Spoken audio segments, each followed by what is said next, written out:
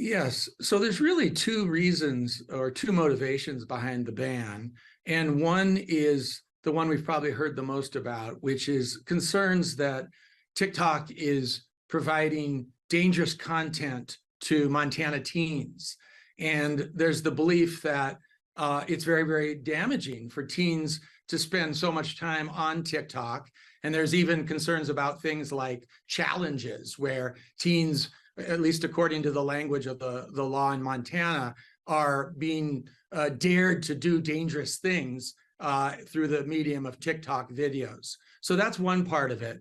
The other very real part, and you see that reflected in the language of the bill as well, is a concern that TikTok is being used to spy on American citizens and particularly on Montana citizens. And in the language of the bill again mentions that Montana officials, journalists, business people, all can be followed using real-time tracking through the TikTok app. And this is a concern for the state and indeed for the whole country.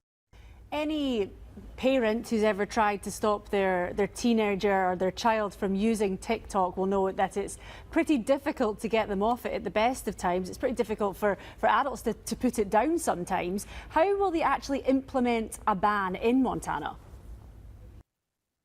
Well, yeah, first of all, I saw a survey saying something like 67%, almost 2/3 of American teens are on TikTok. So the ban does not go after the teens or the consumers. It goes after the providers. So what it says is that every time there is a download of TikTok, starting on January 1st of 2024, it provides that there will be a $10,000 fine. So that's not a one-time $10,000 fine, but every download that happens, there'll be a $10,000 fine that would go to be levied on TikTok itself, or, and this is key, on one of the app stores. So probably Google Play and the Apple Store app as well. They would be fined if they were allowing consumers or teens to download the app. Where do you think this ban will go from here? Obviously, there is this court case challenging it. How do you think that will play out? Well, today here in Missoula, Montana, where I am, we're expecting the district judge to rule on what TikTok has requested, an injunction against the ban that, again, as I said earlier, would start on January 1st. We're not clear what the response, what the judge will decide, but this is not the actual trial that decides whether the ban can go forward or not. That will happen later. And ultimately, there's the expectation amongst many that this could go all the way to the U.S. Supreme Court.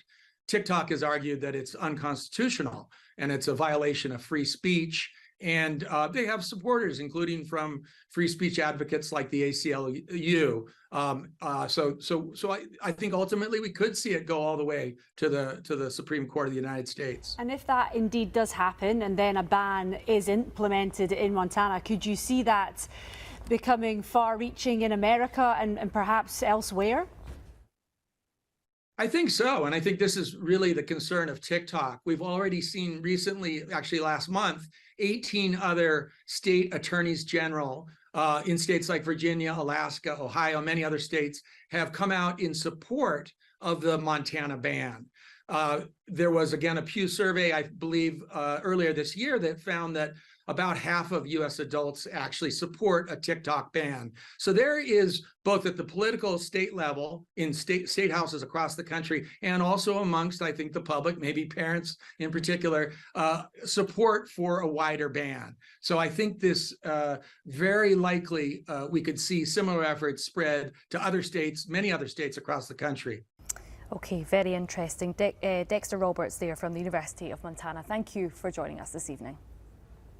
Thank you.